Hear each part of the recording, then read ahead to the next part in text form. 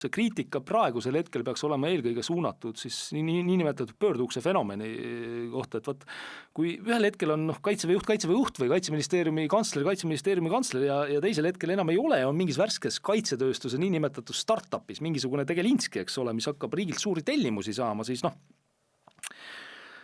pehmeks jäädes ütleme, et see on üsna korruptsiooniohtlik praktika, aga sellest me väga ei räägi.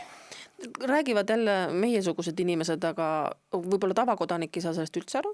No, aga ta võiks ju saada. Tead, mind nagu üllatab... Kartus on pigem see, et öeldakse sulle Kreml. No Kreml, aga mind üllatab, et ajakirjandus ei häiri. No, see üllatab mind kõige rohkem, aga võib-olla see ei ole patriootlik ka nende arvates. Ma ei oska öelda, ma ei tea.